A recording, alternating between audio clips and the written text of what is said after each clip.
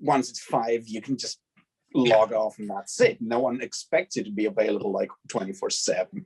That's exactly how they sucker you in, with the stability and the, you know what I mean, and the kind of certainty aspects. And then they go, yeah, but you're just like, then we're going to be the ones to reap the rewards of your efforts. You know what I mean? And that's like which actually is a perfect intro into what we're doing today, because you know, we're talking about the kind of transactional nature of relationships. And so that's kind of the transaction that you're making. So maybe I'll just start the video there by saying what up and welcome back to another Malazan Book of the Fallen video. And this time it's actually a collaboration on a topic that I've been thinking about for a long time, which is those transactional kind of nature of the relationship. And I have my good friend Raf Blutaxt back with me. Raf, say what's up to the people. What's up? That's it, man. It's a public holiday today. Well, cheers. Thank you so much for coming on. Raf is one of my absolute favorite channels, and I love doing collabs with Raf because I always like learn so much and just have a good time. And he knows so much about the books. He's gone through all the books. He's actually almost to book 10 now. I think he's got 2 days left or so of Dust of Dreams, and then he'll have wrapped up again. So I'm excited to have you back, man. I'm super happy to be back, man. All right. Yeah, I wanted to talk about this transactional thing because, you know, I was thinking about making a video on it, and I was, you know, actually I was watching a kind of stand-up comedy routine on YouTube just randomly because my wife had it on. And one of the jokes that the woman was telling was about like just wanting to be able to go to sleep, and that's why she like has sex with her husband at night or whatever. And she's like, yeah, he wants that, I just want to be able to sleep. So it's like this perfect. And it was like right at the time, you know, that same day after we were talking about the transactional nature, and I started thinking about that, which was just kind of funny. But also then, you know, even like down to, you know, maybe where we'll start is like, you know, even the bridge burners, like you know, have that thing with the mages, right, where it's like always an even exchange, which is like kind of weird in a sense. It's like this, like kind of like a quote that symbolizes like their camaraderie, right, and their like devotion and dedication to each other. But when I started thinking about it, it's actually just like, you know, it's not this super altruistic statement necessarily. It's just like they've kind of flipped the order of the transaction on its head. It's like they're paying in advance, right? Kind of on the expectation that they're going to then be paid back on the back end, or that, you know what I mean, that would then be reciprocated. So even there, it's kind of, there's that kind of transactional component to it. Yeah, I mean, there's like with the bridge burners there, I guess it's one of those things that are just very important for like any kind of fighting force, right? Because it's this idea of like, I watch your back, you watch my back kind of thing, because you're forced to work in a unit. But obviously it has that transactional ring when you say it's always an even exchange, or sometimes they even say it's always an even trade, right? Yeah, like, exactly. And this is like, so this is the thing that I find interesting. There's like, it's everywhere with humans. Right. It seems to be a very human trait in the Malazan world when you look at it. Absolutely. Yeah, across the board, it's not just them, but it's everywhere. I think it's like, you know, from the biggest interactions, even the interactions with the gods. And so, yeah, I think you see it everywhere you look. But those gods are also mostly like those gods that are into like these exchanges. Where you have 100%. Those are also like human-based deities, right? Because I found this interesting when I reread Toll the Hounds, they talk about how the people of Janabakis come to talk to Rake about helping them against the Malazans, right? I think it's a high priestess talking to the human high priestess, the high priestess of the Redeemer coming to her. She's like, yeah, they came to us and tried to, you know, make an alliance, like a deal with us and so forth. And Rake was like, you don't have to offer us anything. You ask us, and we decide if we help you or not. Yeah, if you're worthy. It's not about a trade. This is not about a trade. So that's like where I find this, like it's a human thing. And she explains how Atista and Andy were like almost bothered by the fact that the humans coming to them and asking for help were like, yeah, we're going to pay you this and this and give you whatever you want, so you help us. And they're like, you don't have to give us anything. You ask us, we decide whether that's the cause we want to put our efforts in, and if we want to, then we do that. We don't ask for anything. Yeah. So, yeah. No, I love it. Yeah, I think you're right. And I think that is like a total, the humans have just such a literal interpretation where it's kind of like tied to the economy, right? Where it's like driven by like financial gain and like the doling out of like fiefdoms and stuff, even like in the end of Memories of Ice, right? Like that was the kind of motivation for the secrecy and stuff like that, was that there was going to then be this like kind of divvying up of spoils, right, and whatnot. Yeah. And so that was like kind of where this theoretical conflict was coming from. And so to them it all came down to the kind of dollars and cents aspect of it. But there is still like a weighing of the scales, I think, component, even to like Rake doesn't want the kind of economic rewards and stuff like that, but he was definitely like, we're gonna still kind of put the cause up on the scale and see whether it like meets the test of worthiness. And then like so there was still some kind of an expectation there, or like a conditionality to it or something, you know what I mean? Yeah, definitely. That there is that in there. I guess it's more that like humans are more literal about it, right? That like, yes, there has to be like physical rewards. Yep. That's more like the thing. Like the other part, and I feel this like the other end of it, where you also have that contrast, I guess, with humans, is when you look at when they are contrasted to T'Lana and Mass, or not T'Lana and Mass, but to Imass, right? Yeah. Where it's also clear that they are doing things out of love or compassion, and are like very much foreign to the idea of like these trades and then trade-offs, basically. Yeah. And that was one of the areas that I wanted to kind of explore too, is because I think those are the ones that really stand out, where it's like there's not a obvious self-serving kind of purpose to what these people are doing, but that's a select few, and that's why they're so memorable, right? Or why, like, even like and this will obviously have spoilers for all the books, but like even like the stuff with Tavor and stuff, it's like there was no obvious trade there. She didn't there was no like nothing to be gained for her. There was no upside potential now that she's where she's like, yes, I'm now the conqueror, or I'm some I have a kingdom now, or so, you know what I mean? So, and that was what made it so powerful, I thought. I think, that's exactly the point there. It's like, she is not doing this to gain anything. She's doing what she's doing because it is the right thing to do. Yeah. It's kind of closer to what Rake does. She's more like weighing the cause of like, this is what has to be done, so we're going to do this.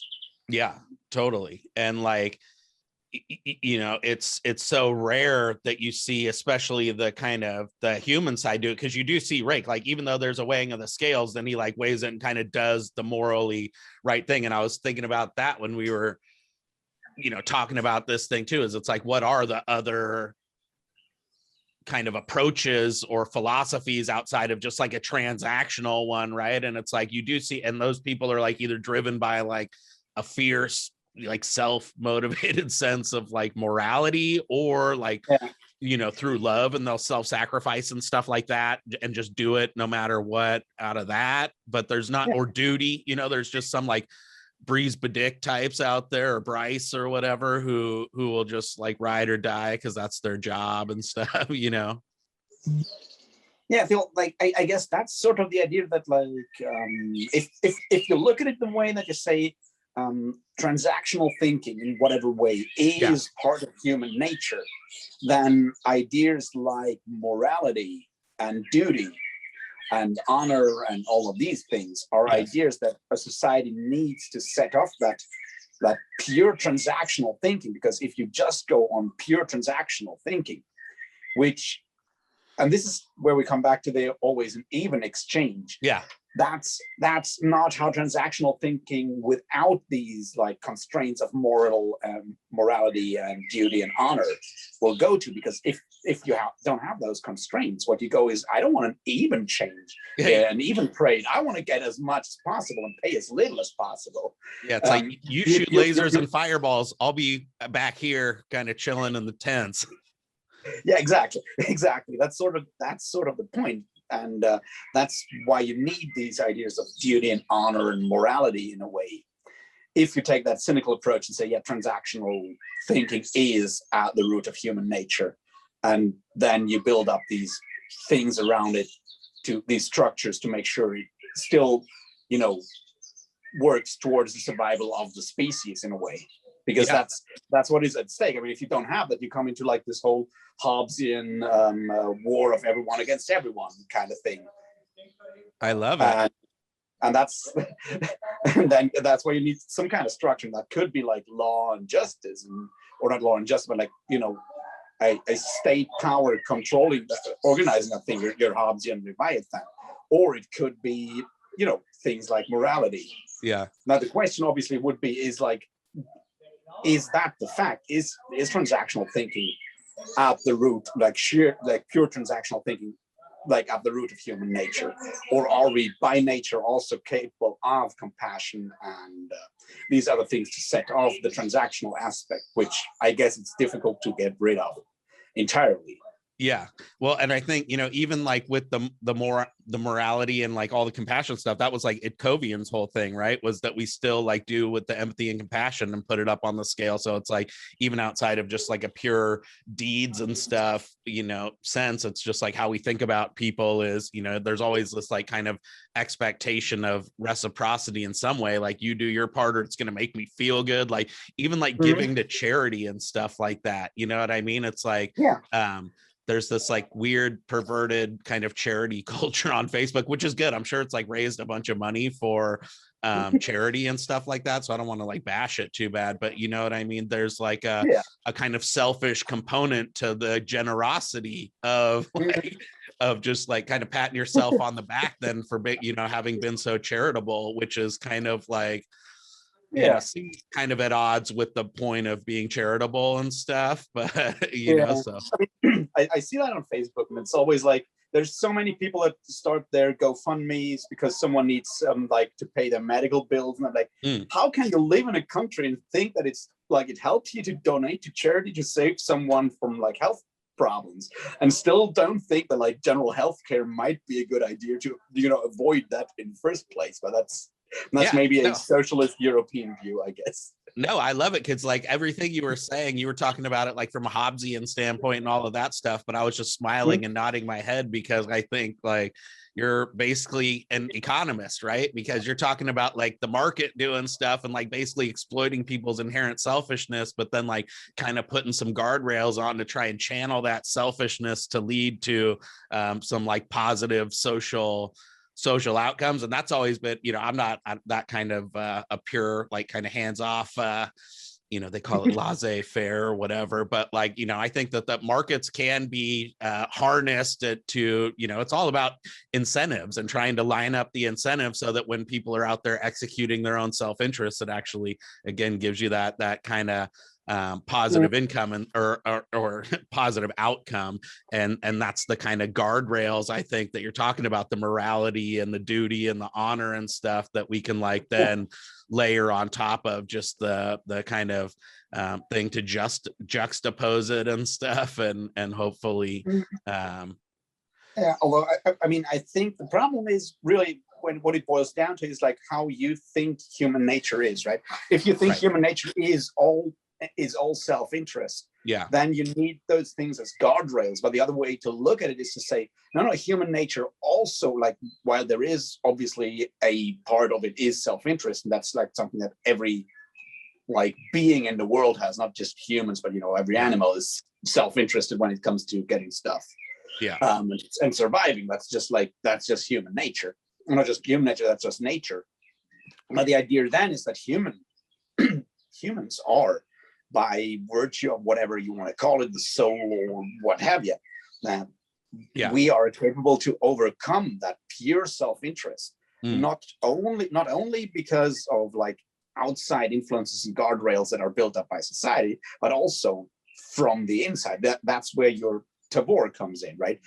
We can, out of our own like personal soul and understanding on compassion, decide to do the right thing, even though it won't bring us any gain. Yeah. And we don't technically need those guardrails around. And when you look at what she does, she goes against like these things like laws and stuff like that, and follows something that is more like her own decision. Right. Which I guess is important for the overall message of the Malazan Book of the Fallen, to say, while we as humans are capable of a lot of really bad shit, we do have that potential, and it's up to each and every one of us to actually, awaken that potential, be aware of the fact, and do the right thing, because we can recognize it. We can recognize it and then do it, I guess. Absolutely. I think that's a great point. And it's really interesting because in some ways, as you were saying that, I'm thinking about how a lot of the kind of chaos and the shenanigans and the conflict and upheaval and strife and stuff that we see can in some ways be, attributed to the clamping down or the trying to impose all these guardrails and stuff, and to channel, people in the right direction through like just sheer force and whatever, and rules and structures and stuff like that. And then people rebel and get pissed off, and it creates all these like crazy consequences versus like, if there could be a theme of like step back and trust people to like do the right thing instead of trying to like beat them into submission and maybe get some better outcomes. I guess the problem there is like the idea of like general justice is not the same as individual justice. And you build up laws, and so they work in general and sort of are guardrails, but they can feel very unjust for an individual, because by nature laws and things like that are generalistic, right? They are just like they're general, and they cannot take into account like the individual cases. That's something that you see really a lot in law. It's like that person committed a crime, but you can't that is a crime by law. It's not, you can understand that person doing it for so many reasons, but you're still like, it's still against the law. We need those laws in general to keep our society functioning. And that's where people at the edges of these things are ground down, and then those create all kinds of other problems later on. Totally. I was thinking Quick Ben too is like another example, and I was like trying to think up examples of like transactional or like people who buck the transactional nature of the trend. And he's almost like, I think you could like put up an argument that Quick Ben is like a compassionate person, or at least a non-transactional thinker, because Quick Ben is just such a crazy badass. He could easily be I love all the stuff too about how he used to be like Rule the Rude or something. So he was like actually like Tay Shren's boss and like the Imperial High Mage back in the day, and like Black Dog, and he was like shapeshifted or something, all that stuff. And then, but I mean, he could like easily just set up a tyranny somewhere, and just like, he's so powerful and just has like so much like crazy, and then he goes in and finds out Burn's infected and does all the stuff that he does with the crippled god. And it's like, he's not going to be around by the time Burn dies and all the shit goes down with it, or maybe he will. We don't know what his origins are. He's a special case. He might be, but he's doing it for selfless reasons though, for the most part. Yeah, that's the point. He sees what's going on with Burn. He's like, I have to do something apart from just sacrificing goats on a hill outside of the city. But exactly. That was just for fun. That was a little desperate. I just love that fact in Memories of Ice when Whiskey Jack calls him out for that. He's like, "You're desperate. Like, how did you figure out? How did you know that I was sacrificing goats?" He's like, "Dude, really, bro? Come on, you gotta." You've got nothing better to do than sacrifice goats. I love that he owns up to it too. He's like, I know. He's like, that was pretty. That was pretty dumb. Yeah. But of course, like he in this case also decides to do this without like personal gain, basically. And he shows up like even in the books where he's not like playing a big role, right? Like he puts himself out there and like goes and gets a cusser's back to Fiddler at the end of Deadhouse Gates to help out, right? He shows up like at different times to help out Callum and do, you know what I mean? Which is like, I guess, could be him. He has like a very kind of Shadow Throne-y vibe, which is sucks that they had their falling out or whatever, because they're just peas in a pod. But all that stuff could, be crazy, ingenious manipulations of everything or whatever. But like, it does seem like he was like, there's a heart there, despite all the irreverence and all of that. Yeah. Well, there's like two questions. There's like on the one hand, is irreverence basically part of having that heart and not going in for the transactional thing? Because reverence and those things are part of that transactional nature of society. It's like I'll be polite to you, you'll be polite to me. That's all these these agreements. The whole idea that these contracts, whether written out or not, social contracts as well as like all like written down like economic contracts, they have to be observed. The whole like pacta sunt servanda. Yeah. So is irreverence part of that I don't care thing? Possibly. I think that's I don't know. I'm learning from you as always. But I think that's a kind of a cool take on it. I definitely, because that's the other side of a transaction, right? Is that there's also like kind of a conditional thing. Like if you think about the employer-employee side of a transaction, right? It's very much just like you're setting conditions. Like if you do these things, you know what I mean? And that's kind of, it's like there's like an implicit threat element to the transaction, right? It's like if you don't keep up your end of the transaction, then I'm going to renege on mine, right? And if you don't, it's the whole tit for tat thing, right? It's like if there's no other side of the transaction or whatever, and so like that could be a way of spitting in the eye of that, right? And being like, if you want to be nice to me, go ahead, but screw you, you know what I mean? And kind of exactly. The other thing though was like, if we agree that Quick Ben is someone who is able to work outside or rid himself of that transactional, or stand above the transactional thinking in a way, does that also go for Shadow Throne? Is Shadow Throne beyond it, or is it just crazy?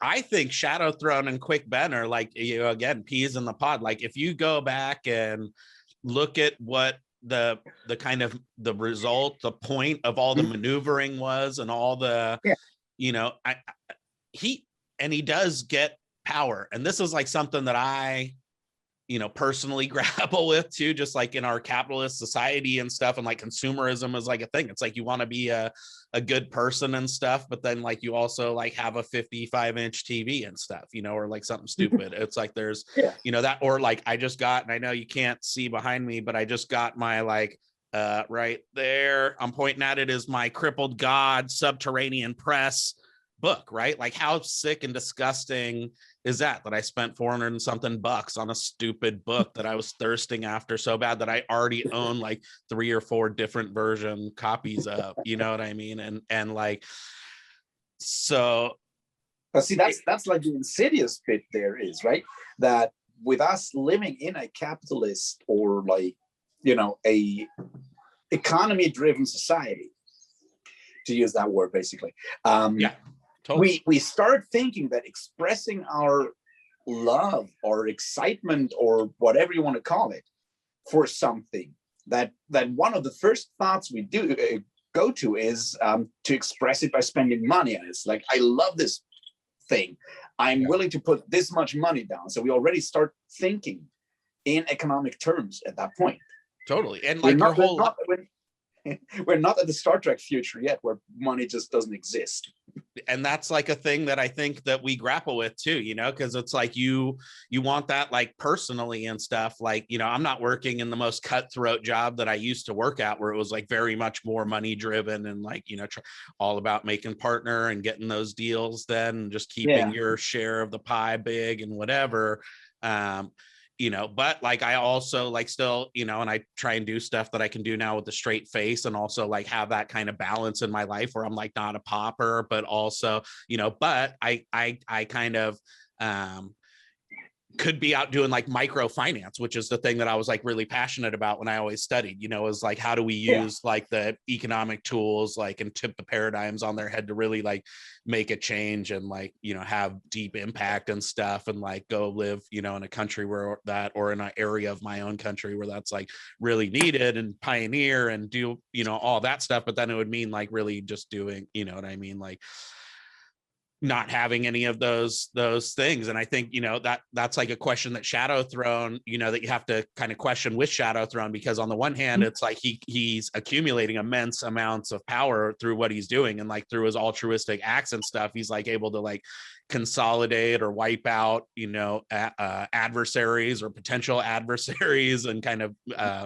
you know, but at the same time, like if you go back to like his stuff in Path to Ascension, that's like kind of a consequence or a symptom of what like his bigger, what I think his bigger goal is, which is just to like, you know, kind of in some ways similar to what Karsa wants, right? But going at it in a different way, but is to like kind of cast off all these structures and stuff that have oppressed people, and doing it, no, not in a kill everyone kind of way like Karsa wants to do, but still similar like philosophies. I think they're like kind of almost of a piece philosophically if you really get down under there.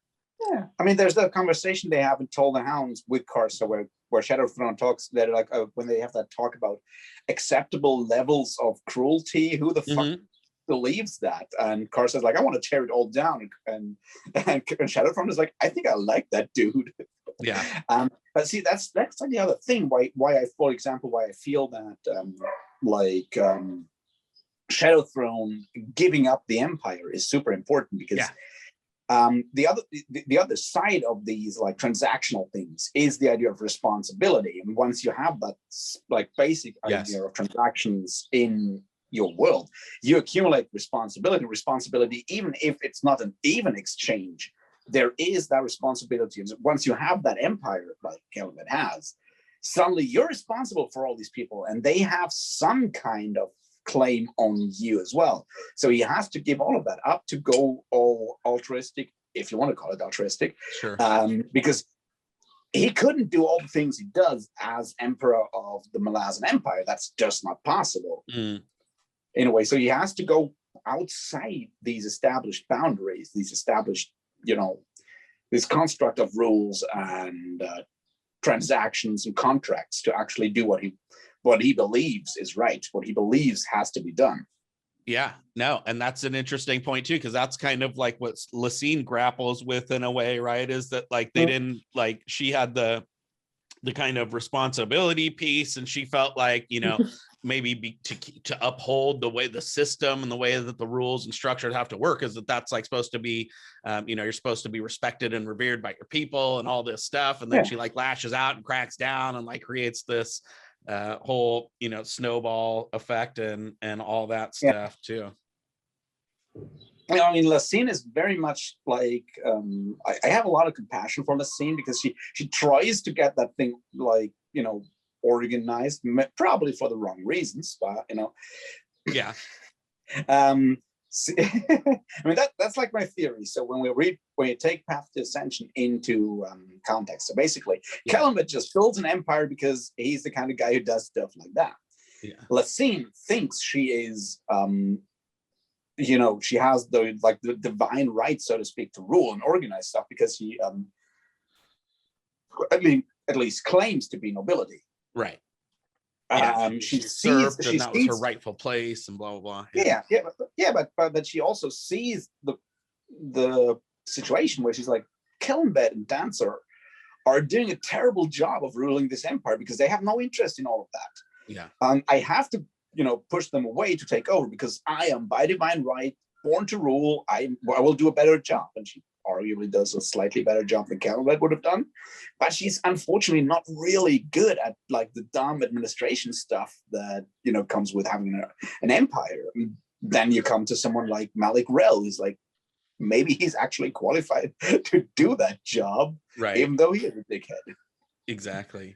Yeah. And like, that's the whole problem. She can't inspire people, right? And she just like expects respect, like, can't they see that I'm a better ruler than them, that I actually care and have my like head in the game on all this kind of like petty empire building and stuff than they did while they're out doing their like scientific investigations and all this like paranormal like and kind of has like a pouty attitude. But then again, that's like the whole thing of like the scales not having been, or they didn't do their part on the quid pro quo, shall we say, for the way that the empire works. I do my thing and then you're supposed to like throw the rose petals down, right? All that stuff.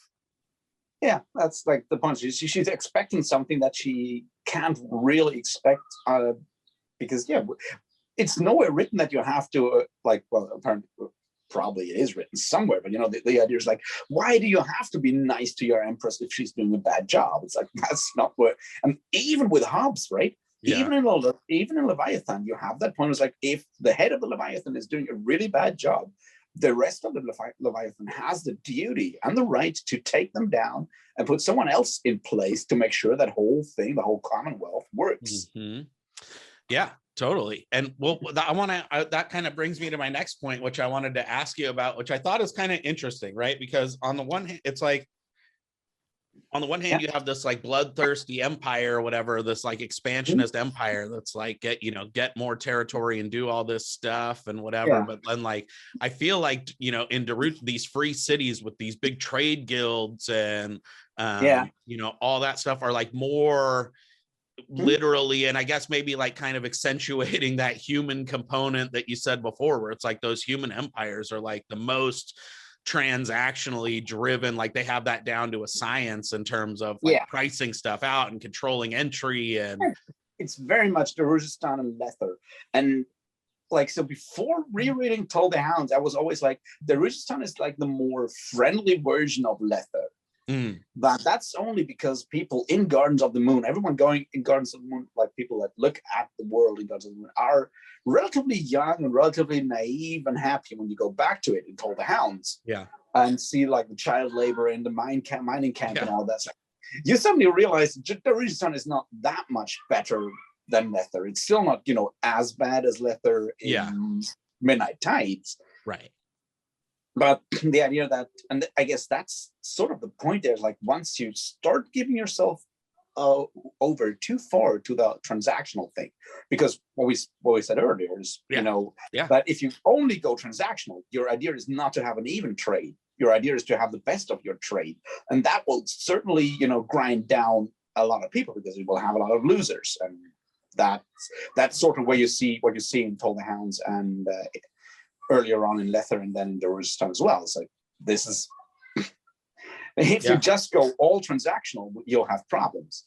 Totally. And I think, it'd be interesting to see like the god of commerce or something, right? Like spring up or something, because like, you could see that like in Neil Gaiman, like where they have media and stuff like that or something. But like, it's like they almost like elevate it to a revered status, the transaction, right? And it becomes all about like trying to make it the least even transaction that you can get. Like I always trip out in America, especially we have like, these dudes that still work and they're like CEOs, and they have been CEOs for 40 years. And it's like, they already own like private islands and it's like, and they're still working at 90 because they want to like get that next deal. Right. And like dominate the next guy and buy that next company. And it's like, bro, you know what I mean? It's like, it becomes its own, you know what I mean? That there's no purpose to it other than just like for the, just for the transaction itself. It's crazy. The deal itself becomes like meaning, right? It requires meaning.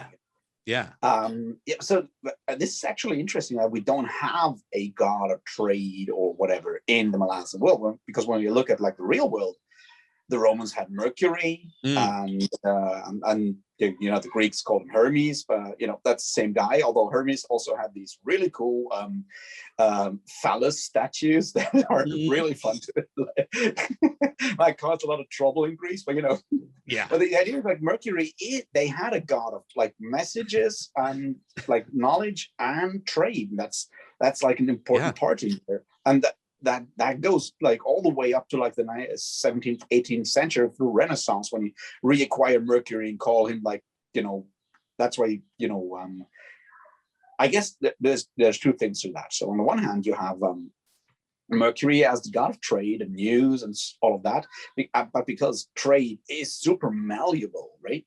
Yeah. And super like can turn on you in a second, because we're all like within capitalism, even though we don't call it capitalism at that point, we're all like super treacherous because we want to get like the best trade and not like an even trade. That's how you actually start to call the element, the material, Mercury, because it's so tricky and like malleable. Totally. We did it. Yeah, exactly. I beat you. Which goes all the way then into like those whole weird ideas of alchemy, when you then connect it to the planet Mercury and do all these weird things that I don't know.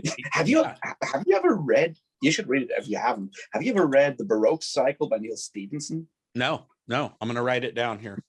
You should read this. So this is like historical novel with some fantasy elements, but mostly historical novel.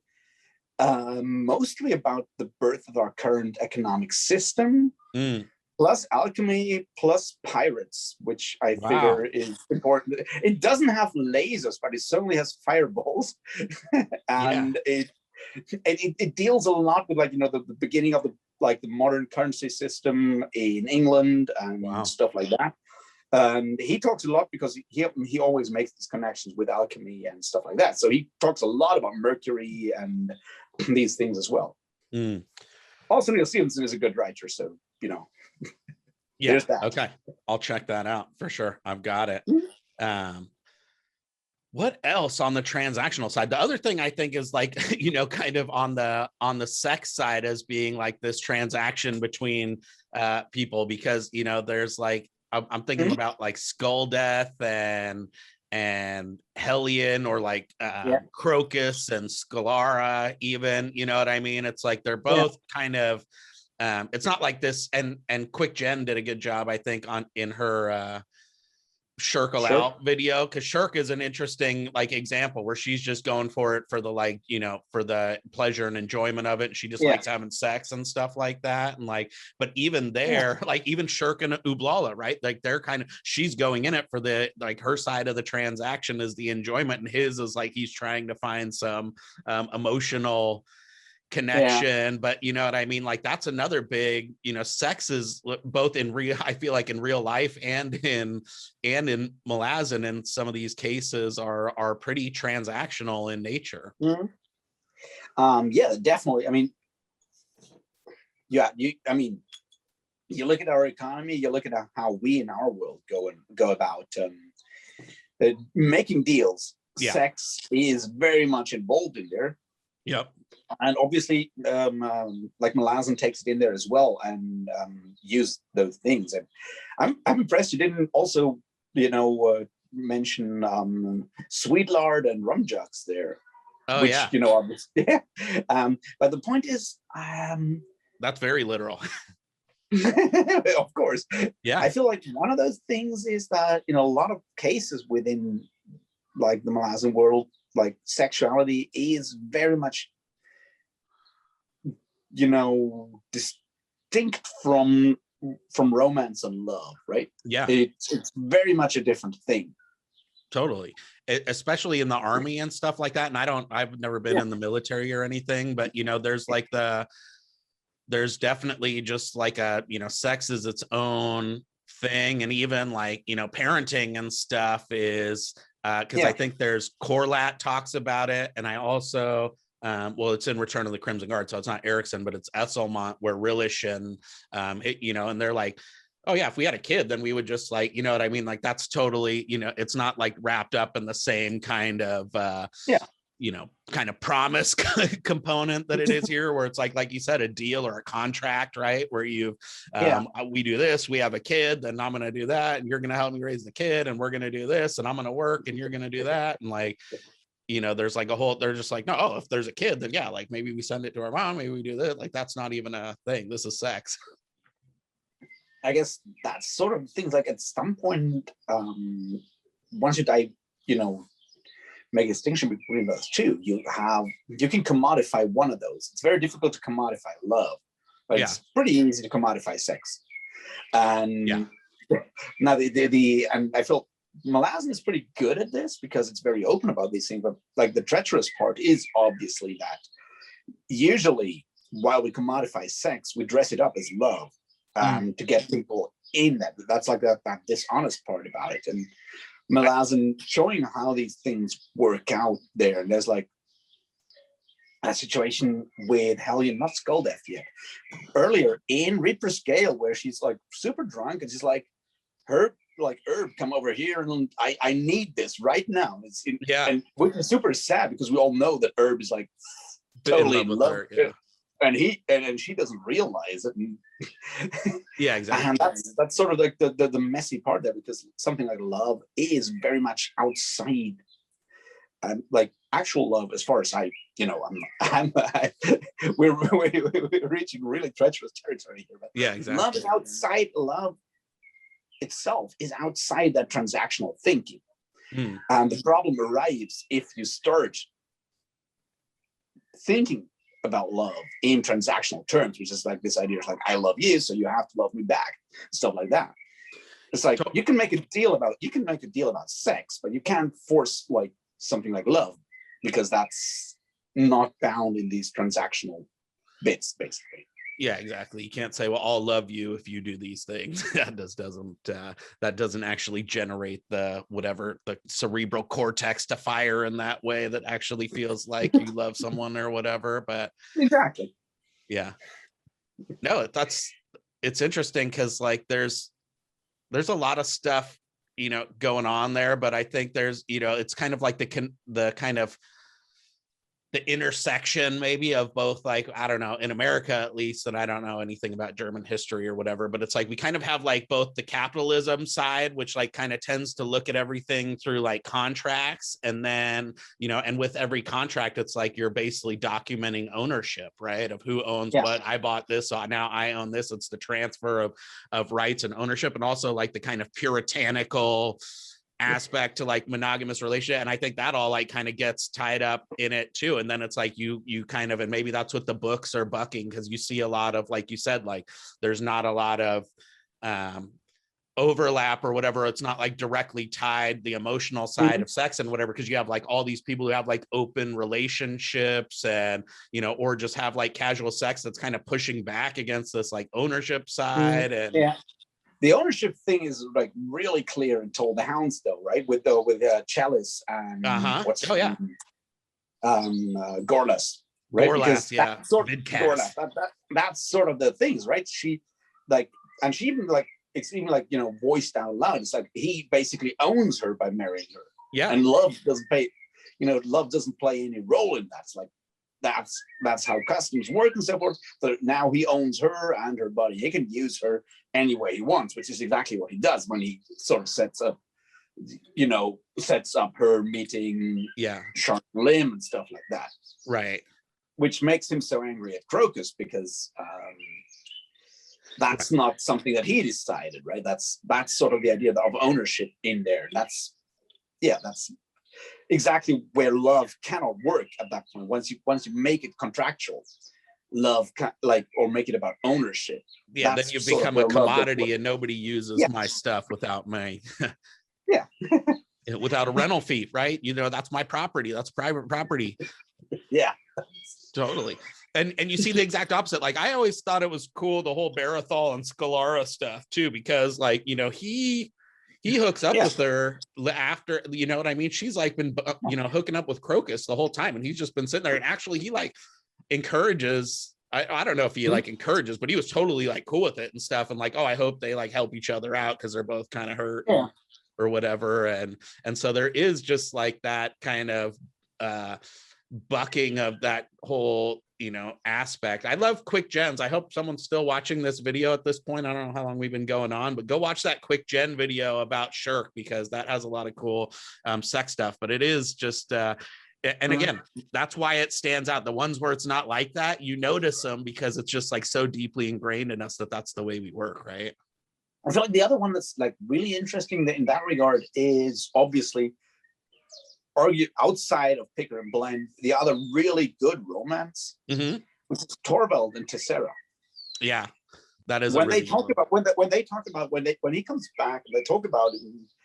they think about like how many lovers she has had while he was gone away, and what he did while he was gone away, and how those things don't matter in the end, because what is important is like their love in the end, right? Totally. And when he talks about what he doesn't want to know and all that stuff, that's sort of where I feel this like idea that like sex and love are very distinct things, and one of them is transactional and the other one is not. Like love is non-negotiable, basically. Yeah, 100%. And like even like getting cheated on or something, you know what I mean? It's like that's why getting cheated on hurts, right? Is because like if you could just get cheated on and stop loving someone, then you know it wouldn't really be that big of a problem. You could just like move on. The whole point is that it hurts because you still like, you know what I mean, and like have feelings for that person and whatever, and like, you know, the love doesn't just go away. It kind of, there's a lot of adult relationships I feel like, or like that's a really like mature, you know, that's hard to do, you know what I mean? I guess that's the other thing there. Like Steven Erikson is really good at writing mature relationships, right? When you look at the people that have good relationships, they're always like the older ones. Like, you know, someone young like Crocus, he fucks up bad all the time. Because young people need to figure that shit out. It's not easy having a relationship, I should know. But the people that are good at it is like Barathol, who's older. It's Tessera and Torvald, who are older. It's Picker and Blend, who have been around for a while. You know, Carson, it's Sam this idea Dev. that, and that's where it's even Withal and Sanderlath, right? Yeah. Even though that one is obviously highly problematic, but not, but like the love part is still working out, right? And despite all the stuff going on, so he's much better at like mature relationships, I guess, or he shows that maturity is an important part of having like love actually work. Yeah, I love all the he did that recent article about romance or something. I think Rox posted it in the Discord, but you know, I didn't read it.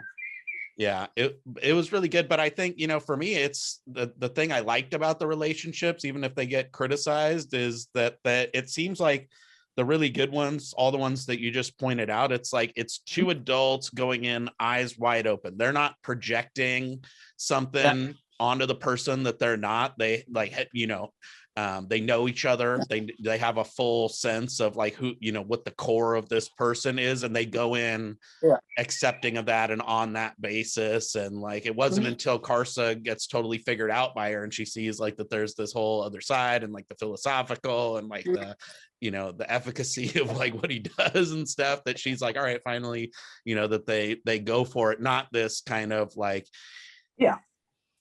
I feel like that's sort of the other thing though. It's like love and romance are something that have very little place or very little room space in the military side of it, right? And a large part of Malazan Book of the Fallen is military in nature, because you follow all these soldiers and they are busy killing people. They don't have that much time to actually fall in love. So stuff happens super quickly, or is just purely like physical. It's like you have certain urges and they need to need taken care of. And all of that. And which may be the reason why like the largest like part that relationships and love and all these like complicated things ever have is in Told Hounds, which is not a military book, because there's almost like no military stuff happening there. Yep. And like unrequited love too, and all kinds of stuff. The whole thing, someone needs to, you know, again, make a Seardeman video, because this whole thing with Spinnock's girlfriend and whatever, and the like, that whole thing it doesn't really fit in the transactional part, but it is a really interesting dynamic. And I love that character and stuff. What else was I going to say about the transactional stuff? Oh yeah, the other thing that I did want to ask about quick before we signed off was about this whole thing with like elder gods and like the blood sacrifices and stuff like that, and like what the kind of transactional component is to that, because there's, you know, in some ways those gods are like, you know, theoretically, and I think this is how it was even in like the Mayan culture and stuff, was that there's, you know, this theoretical transaction happening where it's like, I cut off these heads and throw them off the top of the pyramid and whatever, and then you give us crops or save us from these storms or whatever. But in Malazan, it's like used to strong arm these gods into like, you know, doing their bidding and stuff. See, that's like an interesting thing in general. Like, I'm not an expert on Mayan or me like, neither. generally like South American cultures. That's something like I feel that we assume a lot when it comes to those cultures because we don't have that much. We don't have that much written like stuff down. But the point is with like European or Middle Eastern cultures, we have a clearly transactional thing there as well. It usually goes, it's not like as like you know, straight arming people and just stuff, but the idea is like when you look at, for example, Greek history, you have cases where it's like people pray to, you sacrifice, mostly animals in those cases, but you sacrifice to gods, you expect something in return. If that doesn't show up, you stop sacrificing to them. So efficacy is important. If those gods, it's very transactional, it's very contracted. There's like this one story which is super fun. It's like that during the battle, before the Battle of Marathon, the Greeks like made this like sacrifice and vowed to, I think it was Artemis. I keep forgetting. It doesn't matter. Vow to that goddess that for every Persian killed, they will sacrifice a heifer. And now, obviously, we know how that whole battle turned out, and they realized, fuck, we don't have that many heifers right now. So they kind of split it up. Like every year, until that number of like, I don't know, 10,000, whatever it was fulfilled, they sacrificed those. But on the other hand, you have like this idea that there's before Asclepius, the god of healing, shows up. There's like before him, he's like there's a different god of healing, but at some point he doesn't, like people praying to him, sacrificing stuff to him, just didn't get healed. And then they started praying to Asclepius and they got healed. So they just like switched allegiance. So that is like the transactional nature, that actual barter that like gods have to fulfill their side of the deal. Is very much ingrained, at least in like Greco-Roman, most definitely more Greek, but I'm not that much of an expert on Roman religion either. Right. I'm more like into Greek stuff. But the point is, that is deeply ingrained in there. Totally. So that idea is that if those gods actually exist, and they just ignore what, you know, the sacrifice of the blood or whatever, people would just stop worshiping them and they would lose their power and so forth. So there is that transactional nature in religion is something that is very deeply ingrained in at least parts of human nature and human history. Totally. So they're like almost like competing against each other for the you know, it's like they're a big HR company agency, right? Where they're all like trying to recruit the best bench of folks or whatever, so to maximize their own power. Oh, Raf, I lost your camera. All right, to get back. So yeah, the transactional nature and the competition between gods is something that is deeply ingrained in at least Western history. So having that going on with the elder gods as well, and this idea of getting power through blood, but having to at least something for it in return, which I guess is sort of what happens between the elder gods and the younger gods, right? It's like those younger gods were apparently better at doing those jobs, and people stopped like worshiping elder gods in a way. Yeah, totally. And you even see like people changing sides, right, and get lured away. They get a better deal and then they jump over to another, like Gethel. Well, I guess he kind of gets fired and then he gets picked up with a shit contract. But even then it's like comes down to negotiating power and stuff. And he's like, you know, that was becoming whatever herald of chains is like the best job that he could get there for a bit. So, you know, and what's cool too, just to go back to the human part of it, is like, I was just thinking about, as you were saying, that when they like throw all this stuff, you know, they actually physically at the end of Memories of Ice, they go and like give the Redeemer all their stuff, and they're giving away like money and like weapons and like expensive shit of actual value, you know, to this dude with, you know, no, that's like one of the only, you know, things where they're actually giving away monetary stuff for nothing, or for, you know what I mean? Just like, again, they're not it's not like a quid pro quo where they're expecting anything. That was just like, hey, here, here's a thing out of the goodness of our hearts, versus like when we go and like do, you leave stuff at an altar or whatever, like when people go to Israel and like leave these whatever, like I don't even know what you call them, but you know what I mean? It's like to hopefully get in the good graces and stuff and all that. So it's just, it permeates our life, and that's what you see in the thing as well, in the books too. Yeah, but that goes back to that idea that we as humans think transactionally. Like thinking transactionally is very, very close to our hearts. And I guess that comes back to that whole IMAS thing where you have like, this is kind of a sad thing, but like part of it might just be that us as humans thinking in like a transactional way and valuing everything by transactions, at least in a way, have advantage in the competition for like living space over a culture like the IMAS that don't think contractually, right? Right. Yeah. And like they're not like the thing is, like if you know math and stuff, then you can like, if you put everything into an equation, then you can maximize that equation, right? And like if you're not thinking that way, then you don't even go. And that's kind of like the tail of the tape with the IMAS, which they didn't think through, right? Is that they drove themselves into extinction by not being driven enough on the kind of balancing of the scales, if you will.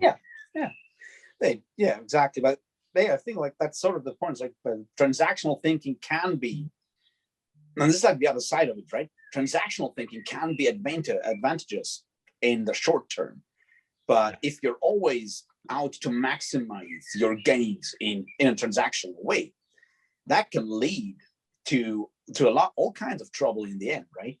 Because you look at the end of like you look at Dust of Dreams and books like that. It was like at some point nature might just be might just be angry with us fucking her over all the time. Might just go and fight back because that deal wasn't a fair deal anymore. And I think it comes back to your point about how it just comes down to your philosophy on what the root of human nature is, right? Like, does it need to be shepherded and nannied and kept on the rails and stuff, or can it be trusted and stuff? And I think that it's a interesting question, because even like with the society that we have, and even in the books, if you look at the Empire and stuff, it's like even some of the most like altruistic people can get infected, like even your best people. It's like it just becomes so deeply ingrained then, like to maximize in the transaction, that even the people who try and be altruistic and who are morally good and stuff like end up making deals. Like even Decem makes deals to go do this and that, and in exchange for being able to pursue his stuff, and like you still end up with consumerism and stuff, where it's like even the most charitable, altruistic, like do so much stuff for other people, then like still have a 70-inch TV and a $400 book on the bookshelf or whatever. But I mean, that's like the other side of it, is really that how like actually while you are living in a contractual world, to leave that all behind means you're completely stepping out of it. And that's something that's a privilege that most people don't have. So you have to make those deals in a way. I guess that's sort of, I guess what you can do in the end is sort of like one of those Malazan things, like to do them to be aware of what you're doing, to do them like open-eyed and say, like, yeah, I know what I'm doing here. This is not good. But I have to do this to get like to that point and so forth. And I don't have the privilege to just step out and live as a hermit in the woods. That's just not possible. Totally. So I have to do some deals, but I can be at the same time, I can be aware of problems that come with deals. I can do them consciously and not just subconsciously, and just go to not go on autopilot all the time, but be aware of what you're doing. That's sort of what you can take away from it, which is where you come to that point. That's like, transactional thinking is at the root of human nature. But things like morality, things like duty, but mostly morality and love and compassion, are also at the heart of human nature. And once you're aware of that, you can consciously decide when to give in to the transactional part because it's important to, survive. Yeah. And when to actually stay with these other more human qualities of compassion and empathy, right? Yep.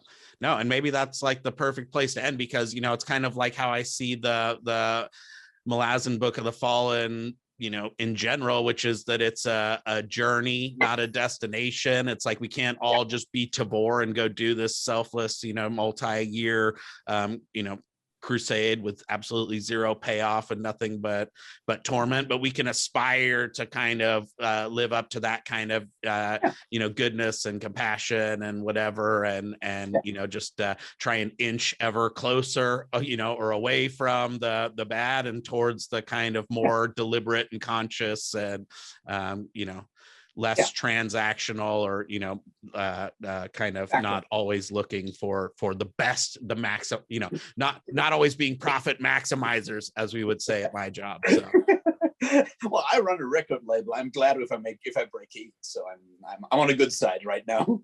Yeah, what we really need is utility functions that incorporate some kind of a social good. Then we could just be utility maximizers, and that would probably work out. So well, hey, Raph, thank you so much. I'd say yes to that. Yeah, exactly. I so appreciate you coming on. As always, I learned so much. I'm going to put a link down to our last collab, because we did touch a little bit on the transactional side of this when it came to the dark side of empathy and compassion and the addiction stuff in particular. And so I'm going to link to your channel and that specific video. I'm also going to link to the Quick Gen video where she talked about the non-transactional side of sex, which was pretty dope.